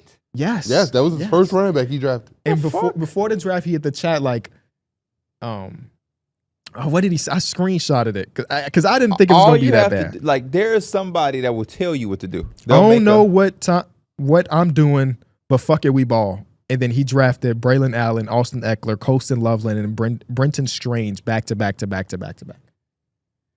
Fuck it, we ball.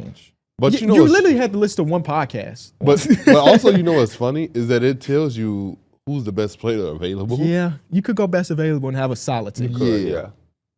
He wanted Because his like guys. in the fourth round when you draft Braylon Allen, you have to like look for him. Yes. Yeah, Yes. yeah. He's not up there. You have to like literally look for Braylon Allen. It's also, I think that one of the biggest things about drafting, not that I'm an expert, but it's the value. So even if I really want him, I got to read the room to know he'll be there Yeah, at he'll- 9, 10 rounds. I really wanted Loveland, and I had him on the back of my short list because I'm like, oh, I'll get him in 8th. I'll get him in the 9th. The motherfucker went in the 5th round. Yeah. And I'm like, bro, what's going on? But because he did that, that means Somebody the board else opens fall. up for Yes. us. So like I look at my team in our league versus my team in that league, and I'm like, damn, this team is so much better. Because I don't think he was the only one that was relatively new to fantasy. There's Yeah. a couple other teams in there that I Okay. looked at like, you know. Same thing happened to us. Yeah. I had like a plan and a strategy, but as soon as I saw T. Higgins in the third, I'm like, that plan goes out the door. I'm not passing on a wide receiver who's going to be on the top 5 offense. I'm good. Joel in our league, he's projected to put up 135 points in the first week. Damn. See his team. He had the first pick, didn't he? I think he had pick 1. Yeah. Which He has one? Jamar Oh. Chase. He went Kyron Williams. Only thing, Jamar Chase, he drafted Brad like McConkey. Kyron. Every single time it was down to the last second. I'm like, bro, no way. You've been sitting here because when you're the first pick, you got to think about your next pick for a whole year. Yeah. You got 24 picks in between. And he just went to the last second. good, but the dude he playing against is projected to do 124. Yeah. So, I thought he was at like 130 and everybody else was 102 or some shit. Oh, no. I think his team was- Mo's team is projected to put up 100 points. I thought this team was going to be godly. Yeah, he's What- projected to put up 100 Who points. is this? Carso. That's Carson from Nerd Sesh. Oh, okay. His team look good too. We got Henry and Genty. But that's what I'm saying. There are You some got teams that are Porter. so bad that every team is going to look pretty decent. But nah, his wide receivers fucking Tyreek Hill, Travis Hunt. Travis Hunt is receiver 1. Yeah, he's my receiver 1-2 in our league. What? You Yeah, for real? Yeah. I went heavy running Shit. back. And Oh, then you I, did go double running And then I back. went Tight end? tight end. Who was your tight end? The tight end. Him. Who? Brock Bowers. Oh, fuck. I forgot. Yeah. Yeah. And I was looking through the I got logs. Kittle. I think Kittle going to have a better year. He might. But that motherfucker Brock Bowers was, I'm going to say it again, he would have been wide receiver 6 if he was a wide receiver last year, and he only caught 5 touchdowns. Mm-hmm. So if he gets any end zone touches, he should be even better than last year. All of that's hypothetical, though. You know, different quarterback, everything.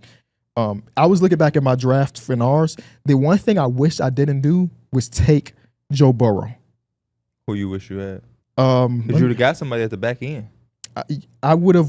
Our I'm okay draft is- with having a replacement quarterback, if you will. Our draft was so thirsty. That's 2 years in a row. Thirsty to get quarterbacks that you can literally just be like, fuck it. And get him in That the literally ninth happened in because this draft everybody too. In the third round, someone took Josh Allen, and then immediately Everybody, all the- Like everybody 4 else- quarterbacks came off the board Yeah. immediately, and it's the third round. they start to panic, yeah. So that's the only thing I would have. Because I would have rather have him. I would rather have like Terry McLaurin, who's drafted one pick after, because my wide receiver core is not very good, and I feel you. could have got Bo Nix in the 10th or something, who Yep. should be decent. So that's the only thing I really regret from our draft. But fuck it, we ball, you know. Mine was my either or. I was going elite or I was going way low. And when Christian took Josh Allen, I said, oh, yeah, I'm going low. Josh Allen on the turn of the second round, I'm good. I mean, they about to start panicking. And Lamar and then Mahomes and Yeah, Hurts Hurts and Mike took Kyler Murray. And once he took Kyler Murray, I said, oh, I'm so fucking good. I can take my quarterback way late. And sure enough, Dak Prescott and Drake May, Bo Nix, all was there. So, yeah, it's going to be fun. This is the last weekend without it. Yeah. Yeah. Last weekend without it. And then next No. Tuesday. Don't we got games this weekend? That's what I'm saying. Yeah. Oh, this weekend was. I Yeah. thought you meant this upcoming No, weekend. no. Because we got games This Thursday. open Thursday, week. yeah. Yeah, it's open a week. Uh, Next Tuesday, I won't be here. Because My procedure to take out the stent, Okay. which is a 5 to 10 minute procedure, but I'm not going to bring my ass in here after they done. Y'all be started anyway. I also don't know what they're going to say. Like, I don't know if they're going to be like, chill out for a second. Yeah, take some rest. Trust me, we be good without you for that. I just don't want y'all to go home and see Pee Wee the Plug is on 2K26. Hey, get to your 99. It got me. Let's talk about it because that was one of the most craziest things on my Twitter and so I'm posting screenshots of my games of scoring like 56, and it's like, wait, is that who I think it is down there with all those rebounds? Yeah, it's him. It's him. How tall is your center? I haven't played with him yet. Well, when that first day, it was a different center. I was playing with a dirty work center, and then after like 2 games, like this not the wave. And I brought out the shooting center that I made on early release when I got it 24 hours before. You should have played with it. That night it was me, you, Kyron. Was it Boogs? That makes sense. I always get Boogs and Prado mixed up. I think they both was with us. That felt like a pro-am thing. That's when I first brought out that guard. Oh. Because KB can shoot. Prado was hooping on that wing, and then Buggs and Kyra can obviously shoot. Yeah. And my guard can shoot, but he also has a floater. So when KB take that big out the paint, I wish he was running with us. Hey, bro, let me tell you. I've played center for our team for like 7 years now. It's just like I've always been a center. 95% of the time, 99% of the time, I feel really good about a matchup. And I feel like it's rare that I lose a matchup to another center. We play a game. We walk in, dude is 45th in whatever state he's in. Averaging 40. We look at his average. He's averaging 44 points per game, shooting 80% from the field, 70% from three. And I'm like, we good. Anybody that plays this game also know you can tell when somebody's played like 1 or 2. Mm-hmm. So to inflate averages. Yeah. He had them decimals. Yeah. Yeah. Hey, Darrick, he fucked me up. Damn. He ended with like 42 points. What was he doing? You ever Everything. You ever get a comp for your player you make? Like, who was your comp? Bam, Jaren, and Evan Cool, Mobley. perfect. You see how you got some guys that you don't play nothing like? Yeah. This motherfucker play like prime who? Boogie Cousins, man. And he made his dude look like Boogie, number 15 headband. Everything, Played Darrick. just like Boogie, bro. Off the dribble, in the post, 3-point shooting. I couldn't keep up. And we switched me off, and he Yeah. was still cooking. We lost by 2 and went to the wire. Oh. I felt so. I've never lost a matchup that bad, bro. Tell him what happened after the game. He sent me a message saying, GG, a big fan. Hey, you know what's funny? I was playing rec with randoms, and then the point guard on the other team, he comes into my chat on Twitch and said, I'm your "Hey, point bro, guard." I'm your point guard right now." And I was like, "That's crazy." Pass me the fucking ball. And I was like, "That's just so random." I think I'm playing with a bunch of randos, and then dude is actually he watches us. That's fucking crazy. It's a small world. I just think it's worse when somebody kill you and they also know you. I wanted that win so bad. That was one of the too. greatest games I played this year. Yeah. Like, as far as the intent, it felt like a playoff game, like Yeah. pro-am. Like, they wasn't cheesing. I don't even know if they were in a zone. It was just some good basketball, and it was going back and forth, back and forth, back and forth. Man. So it got me this year. Here's how. It's very, very rare in my life that I have FOMO. Almost never. Mhm. The only other time I really had FOMO is recently when y'all went to the playoff game in Indiana. I really wish I could have went with y'all. That's like it in like my recent life as an adult. It's like if I'm not doing something, I'm not like, damn, I wish I was there. 2K opens up at 11 o'clock Central Time, and y'all in Discord, you streaming, Mike streaming, Kyron join, so-and-so join, and I'm like, damn, you join, and I'm like, damn, bro, y'all in the game, and it sounds like y'all having a lot of fun. And then eventually I'm like, SpongeBob me. yeah. And eventually I'm like, okay, let me just make a build. Let me just see. And I'm in a build and like, okay, this is decent. And I really wanted to play, but y'all had already had 5. And I'm the last person to be like, hey, Books, get your ass out, man. It's my turn to play. So I'm sitting there patiently waiting, and eventually y'all took a break, and then I jumped in. And it just got me. And I think what helps is that this 2K doesn't feel like the last one. Yeah. If it would have felt like a carbon copy, I don't think I would have. I think a lot of us would have been disappointed. Yeah. But it feels I think you're better. talking about the second day, because first day we tried running rec and we couldn't, because we couldn't get 5. No. We played Rick. First day, definitely everybody was on Mike rec. Because is a Mike 90. Mike has Oh, 11 games yeah. played Yeah. somehow. So that was. Oh yeah, we did play with Mike. Yeah, you're That right. was when your That screen was early. doing this in your stream. Yeah. We did actually get. So it was later that night when we tried to play, Okay. and we couldn't really get any. So I want to say this. First of all, shout out to the community. That was the best. That was the best opening. That was the best day I've ever streamed in my life. So Yeah. like this whole weekend, still to this day, I'm getting like 200 something viewers every fucking time I stream. I thought that was the worst for me. But that you're right, But it 'cause was you my had fault. malfunction. It was so crazy. I had like 700 on that first day. The most money I ever made on Twitch. But the support was real. Everything was real. So that's a great day. I also want to give them a shout out. Yesterday I'm playing. And this year I've been telling people like, I'm going to make builds, don't get me wrong. And I got a bunch of builds already out the gate. But I'm not doing what I did last year. Last year I was making so many builds I had to delete some to make space. I'm not Right, doing it this yeah. year. And you got build specialization, which means you got to kind of lock in with the build. You got to actually play with them. Mm-hmm. So I'm like telling Chad, like, man, I'm done. I got my 4. Oh, you made 4 already? Yeah, because you had to get 395s to unlock legend rebirth. So I was like, fuck it. Okay. But I told my chat, I'm like, listen. If I made one more, it would just be a big. But I'm good on bigs. Like I'm straight. But then I'm like, I would love to see what like a Robert Williams big would look like. Just because the 6'9" would be so fast and block everything. And so I went in there and did it. I'm like, yeah, this shit look fake weak actually. But I'm trying to rush back to get into a game. And somebody was like, man, I'm 7'4". Like you should just try. Mm-hmm.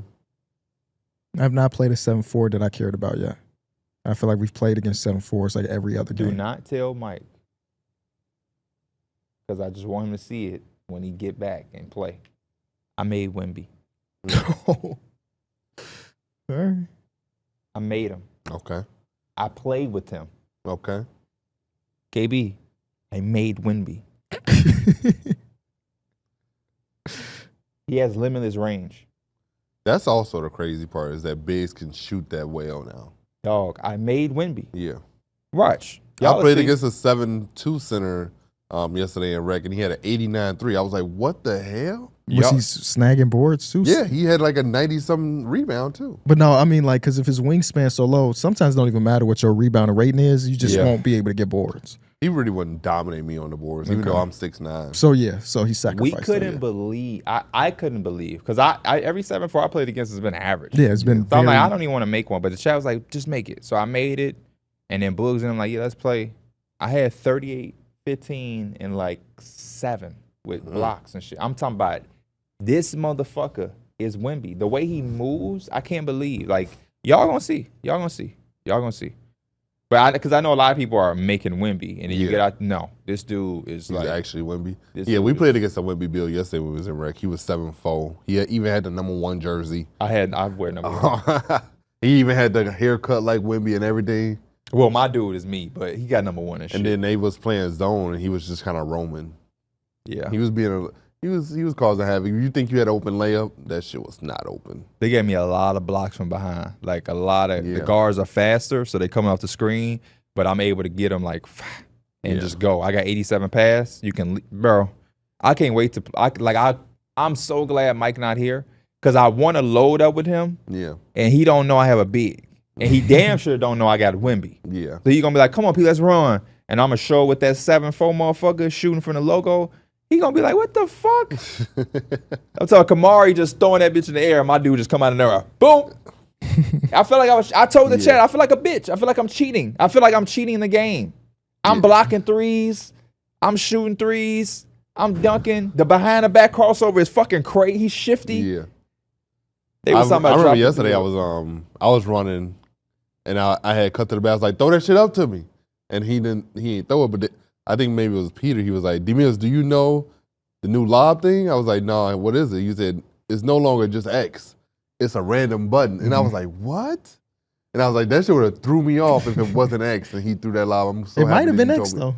though. Yeah, it might have been, but I'm just like, it would have thrown me so far off if that shit was like press B. Did Peter have a shooter again? Last year he was a shooter type of guy. I don't remember what Peter played. I think he did run point guard, though, for us. I don't think it was a shooter, though. I'm glad you is playing 2K, though. And I'm only kind of playing because I don't have time to play in the day. I only could play when the kids are asleep. So it's like 10 o'clock to, I don't know, I'm also not staying up to 2 in the morning either because I got kids. I got to be up in the morning. So I really get like 2 hours of playtime a day. And I'm looking at like our crew and I'm like towards the bottom. I'm like, shit, they gonna kick me, but I got a dad. I'm a dad and a full-time They're not gonna kick employee. You. They're not gonna kick you. Yeah, they bet not. You might get kicked though. I've been trying to play. And I'm only going to green light the kick for John. Because John want to get in the crew. But this is why. I can't defend you. Because this is what they said.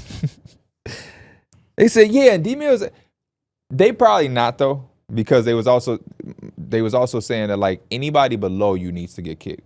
Like you're the threshold. D-Mills is the threshold. But they was saying that your ass was on Marv was playing for 4 hours and one of the first 2 days of 2K being released. Yeah. And they like, yeah, his ass fucking around. Well, And I'm gonna say they, so you don't know. It was one person who said it, and I'm like, I didn't even know he was doing that. So that's the shit I can't defend. You got I caught. can defend fatherhood. You know, I'm be like, oh, your Derek got a daughter, chill. But he like, no, he's streaming playing Marvel for 4 hours. I'm like, oh shit, yeah. well, I was playing Rivals because I asked motherfuckers they wanted to play 2K, and then no one responded. So I Would was you just like, hit the Discord? Or Yeah. would you hit, okay. But then You last can also yesterday, send messages within the crew. Like anybody want to run. If somebody's online, they might hit you. well, then yesterday I said, anybody want to play rec? Immediately got a response like, yeah, I'm down. I was like, bet. Then That's what you have to do. Then I literally just played 2K. But I think the issue you run into is kind of like the KB thing, where when you get on late, It's I already got five. You already got five. And So, like KB said, sometimes if it get real bad, I'll just do it. But like early, everybody trying to grind. I don't want to be like, man. Because I remember the first day, I was like, y'all got room for one more? Mike was like, shit, well, I can make room for one more. Exactly. And so I don't be wanting to do that in the first days, especially because I don't. Mike play with You in this anybody. group chat with the family? Why are they Yeah. talking? I'm putting this on Do Not Disturb. Just talking. Mike play with 18 anybody. people in there just talking. Y'all don't text Talking each about other on work side? and all type Yeah. of shit. But yeah, Mike play with anybody. I be playing with like Kamari, but so it's like Amari move. What I Like will say tonight, now that Mike will be back in theory, I think I don't know if his flight ever gonna come home. If he's back, save me a spot tonight. I'll be on at 9:45. I'm with it. I think that Boogie game was the most fun, but I think the best runs we had a lineup of me, John, Kyron, KB, and it might have been Prado. John, dude, is perfect for how John plays. Like I'm so proud of John for cracking the code on his first build for him. That motherfucker can dunk on people, can shoot in people's face, and he reach. Everything No John pass. cares The for. pass is like a 71, perfect for John, because whenever he catch it, he's not trying to make a play. But sometimes you need a guy on the court that's like, fuck it. Because Kyron feel like he can only shoot if he wide open. John just be pulling. I even still made my pass like a 76. Good, you should. You should. I like making those outlet passes. Well, that 76 might not. Yeah, when my new build, I think I'm gonna tweak some stuff and I'm gonna play with it a little bit more. But I actually like my first build. I think he's solid. Is he? I haven't played with him enough. I only play with him in like the park. You're going to get exposed. Yeah, but in rec, I thought I was doing. I thought I was doing a solid job on the boards. I know it ain't high yet, but How many rebounds you was getting? probably like five a game sometimes. Okay, look at you. You was But I was grading him? more so just like fundamental, like just boxing out. You was greedy? No, you have to. Yeah. 'Cause man, I was on that 7'4" Wimpy, and I thought I didn't have to box out because I'm tall. No, they was snagging me. Yeah. Nah.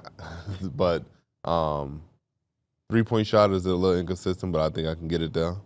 But I also think the dunking, since my dunking is so high, the standing dunk is like over 80. So if I can play with the right team who know how to find me, that should be A1. I just know I'm not a dribbler, and Those are spots where I think you can take your build to the next level when you do revise it. Because you're a power forward, so you're not a center. yeah. So you don't need to have a standing dunk at an 81. That's like some center shit. Because you're not going to spend all your time underneath the rim. You want to have your shit at max 72 to get it bronze. So when you backdoor, you can go right up into a standing dunk. But you don't even need it bronze to stand a dunk. You just need it like 55, 50, I think gets you the standing dunk packages. And if you can meet the threshold to get the standing dunk package, you'll use it. But I even got I think I got Area Wizard Gold. At least it gets to go. I don't have it yet. yeah. Which I thought was like, I ain't never had a big that I've never had a build that could be a lob threat. So like I always thought that shit was cool as hell. I'm gonna read y'all a quote. Lobs is hard this year. Y'all let me know what celebrity just said this. My For You page is all Rhea Ripley. She's a wrestler. She's like my muse, but I'm the opposite of everything she likes. Post Malone. That was Drake. Oh. I was going to be very close because I was going to say his girl. That's funny. Well, he said it on her show. So That's funny because we got the same For You page, by the way, Drake. I remember he went to a show in Toronto. They brought him to something in Toronto, and then he immediately followed Liv Morgan after that. That brother starving. Ain't mad at it though. He seemed like he shoot his shot. I can't believe you made a build for day one. That shit T. That shit too easy to tell. Also, I like streaming on OBS versus Streamlabs too. Do you? Streamlabs shit was tweaking. My shit. Is that when it was tripping out? Well, it still does that still on OBS, but like even on Streamlabs, but like on Streamlabs for some reason that night, also when I shifted to Marvels, my shit was just lagging. It was bad. It was like the worst lagging experience I've had. Do you have settings for these things? Yeah. Or do you What just go capture in card do you use? The Elgato 3, whatever y'all had told me which one to get. Do you have the one that's in your computer or it's outside of your It's computer? outside. Okay. There's one that goes in the computer too. Yeah, you can put it into your PC. Is that the one y'all use? That's the one I use there? I personally. have one that It's like a box. Yep. And I connect Okay. all the Yeah, HDMI's to same. it. Yeah. That's Okay. one I use. got I you, have got you. I have deep core settings though. Hmm. Like, you ever touch the bit rate? I was trying to on Streamlabs when I was trying to figure out why that shit kept glitching. So Like, I yeah, was trying all to- those settings need to be. Mike's flight, by the way, has taken off, ladies and gentlemen. He is on his way to 2K. I figured because he sent us a selfie saying y'all don't know how much I want to be there right now. So I was like, look where he at. Look at this. He's in the picture. airport. Oh, okay, yeah. Motherfucker got a random hat on though, y'all, ladies and gentlemen. That motherfucker looked like the eyes of a tired man. I've never known what Jamaica was on the map until this second. Let me see. It's not too far from Miami. Yeah. Okay. I don't know why I thought it would be I don't know where I thought it the would other be. way. I wanted to see him on a direct flight, or does he have to fly to Miami? then It's a fly to direct Chicago? flight. Oh, okay. You gonna pick him up at the gate? No. He'll be there in 3 hours and 51 minutes I could stand at I could also stand at the bottom of the elevator with a sign that say Mike Hurd. with a copy of 2K. No, just say have it say daddy. 2K daddy. Oh man, I'm so glad he gonna be back. I'm so fucking tired of people. Oh, where Mike at? You know damn well where Mike at. You know damn well where Mike at. His girl man. may not hear from him for like 4 days. He's so about behind. He about to bro. lock himself He in is that so room. behind.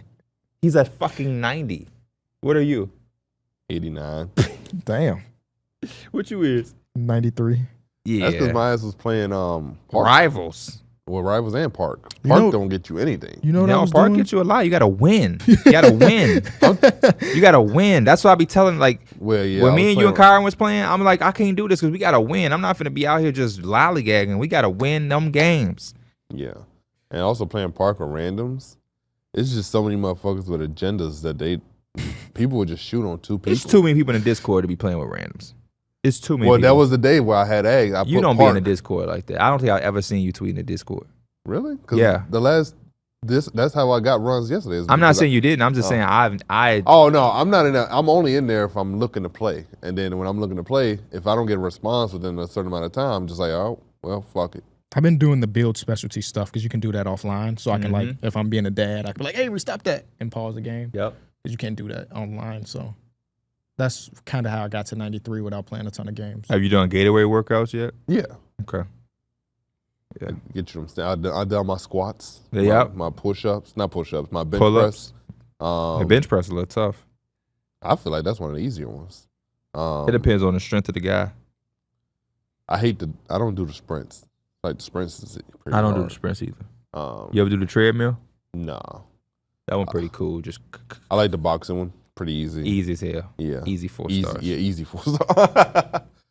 But yeah, I like the Gatorade thing. I've done lethal shooter. Oh, you have? I haven't Yeah. done it yet. Yeah, I've done lethal shooter. You done lethal shooting? Mm-hmm. Got a couple, what are they called? Lethal zones? Lethal zones.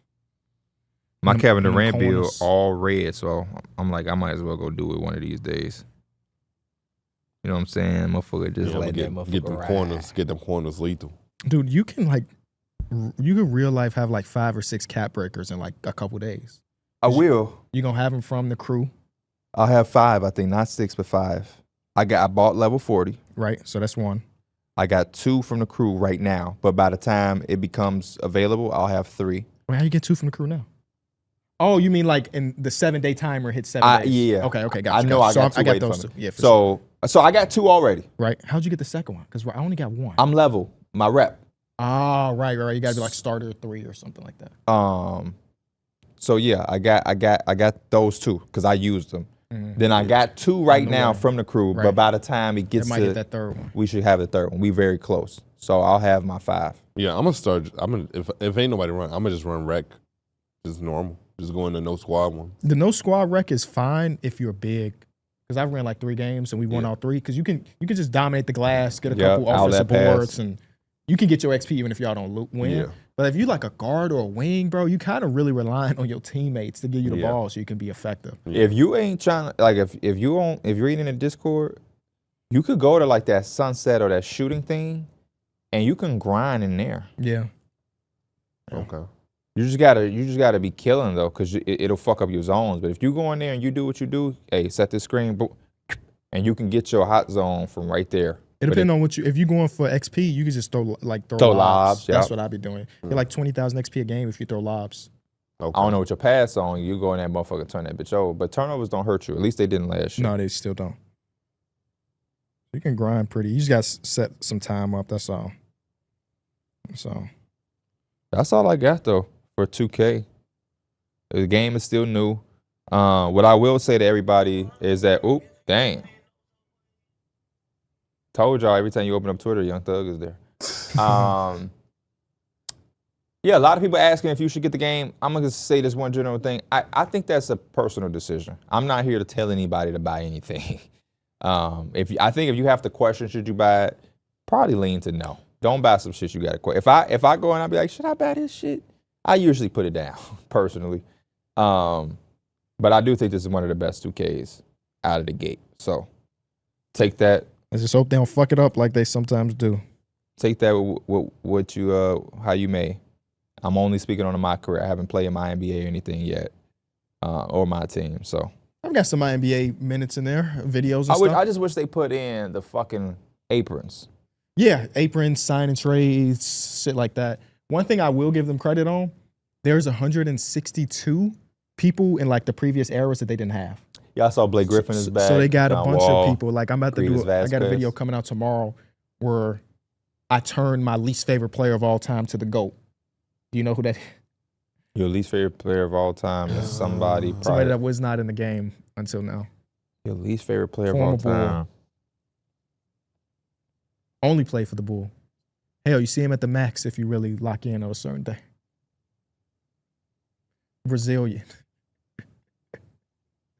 Cristiano Felicio. That's your It's a meme on the channel mostly because he got that bag by the Bulls. Yeah, and he did get that bag. Yep. So he back in the game. So I'm gonna give him a 99 potential as a rookie and watch him take off. I wonder what he gonna look like. When he reaches the I can't wait because I filmed that one when we get home today. So we'll see. Shout out the Bulls for paying their guy. Yeah, I was actually real happy when he first got his money because he was solid as like. Year 1, year 2, back up. Another guy. Where the fuck did he come from? Yeah. I just remember last year during the Olympics, he was playing for Brazil, and he had that fucking cut. Do y'all remember his cut? And they was giving him post touches. I fucking fake remember this. I'll show you. But the cut is what was it curly hair or something? I'm sure you. Okay. I just think I like when organizations just pay a guy just cause. He had like the braids and then the shaved sides. But like in the Olympics, he had a real cut. So it was like shaved on the sides with the braids just up top. Which is like some shit I had in 2018. He caught on late, that's all. Oh, and then he did the like all the fro. Is that all in the same Olympics? I actually don't know. And I told myself I'm gonna watch all these Eurobasket games. Man, it'd be tough, bro. I ain't really watching none of them from start to finish. I wanted to watch the tennis match between Coco. That shit ended so fast. I clicked on and it was over. Coco got ass smashed in that game. It'd be so much going on, man. Yeah. It'd be so much going on. College football just started. Man, I was excited. Shout out to my boy Justin Matthews. Shout out to Justin Matthews. Who was he? What did he do? Ohio State corner. He intercepted Arch. Pretty easy to do. But you know he's a fan of the show. He watches our show. Did you have conflicting feelings? Because Arch is I did not. Not a viewer of the show. One of my boys get an interception. I said, "That's my dog."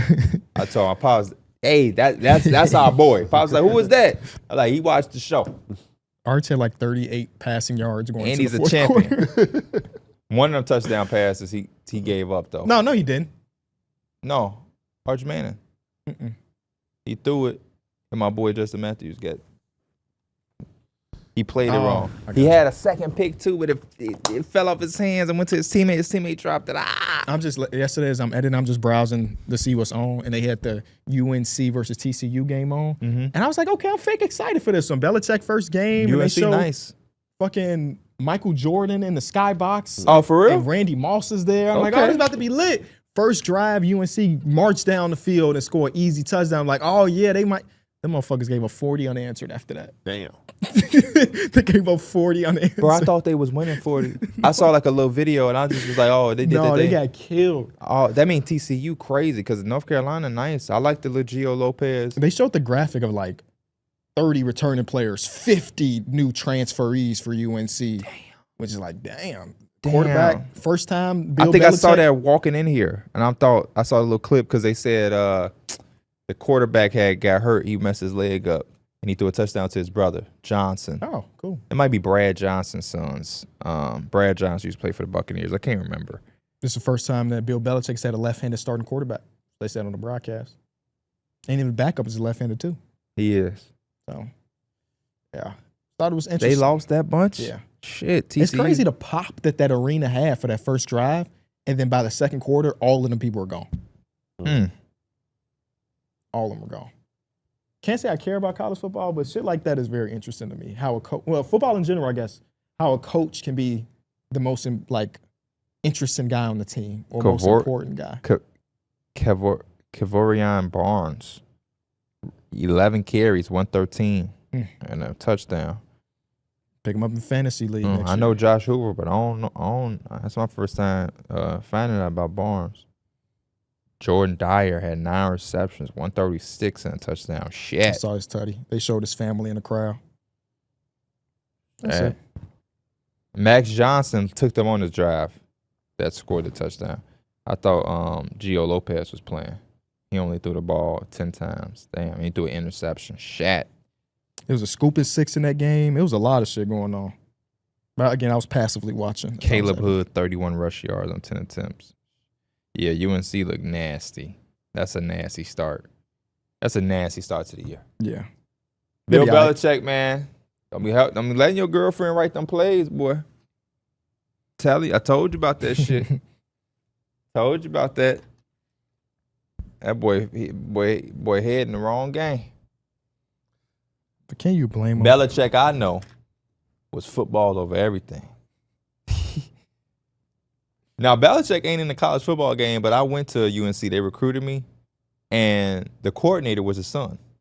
So I thought that was interesting. He's like, Dad, you ain't in the game, but I'm getting in the fucking game. It was like Steven Belichick. Yeah, defensive coordinator. And it was like, yeah, welcome to the team, Pee-wee. They're going to need you to get some early reps or whatever. I'm like, dang. That is pretty funny. Like, no, I'm not going to give you my rights, but my son's willing to do it. My son loves the game, actually. He would love to be in it. Anything else from y'all? No Labor Day barbecue? Nope. We had family over for my mom barbecue. We did was some of her best. The smokiness just hit different yesterday. That shit was so good. When this podcast is over, I'm not going home to get on 2K. I'm going home to get a plate. That's the beautiful thing about your mom living close. Like, I left and I knew I wanted to take some food home, and I'm like, I can come tomorrow. Yeah. I ain't got to do all that. Let me make a plate. Shit. Nothing for me. Barbara being an hour late was something. What? Yeah. I'm sorry, not an hour late. He had an hour worth of people in the chair before my scheduled time. And he the worst because he'll text you 5 minutes before I'm running behind. Motherfucker, I'm in the parking lot 5 minutes before. You know what I mean? Shout out to Derrick. Derrick kind of usually do that, but today he let us know. Yeah. I'm going to be 15 behind. I'm like, thank goodness he didn't say it at the buzzer beater. Ain't nothing worse than getting that text and you, driving. Yeah. I'm like, fuck. You might as well come back, Austin. Yeah, we wrapping up. This done. Another episode of Numbers on the Board. This is Kenny Beecham, a.k.a. King of the Fourth Quarter. This is Derrick Miller, a.k.a. D. Mills. Watch Small Ball on Friday. It'll be a good episode. Mills. You got Small Ball. I'm Pierre and Darrick. Tune in to Tee It Up. And shout out to Mike. He's a Jamaican man. Jerk chicken. Mike been here. Pee-wee the plug. D-Millie _ on Twitch. Yes, sir. Hey, if you ain't already following me on Twitch, End this shit, man. End this. Because I'm about to go off. End it now.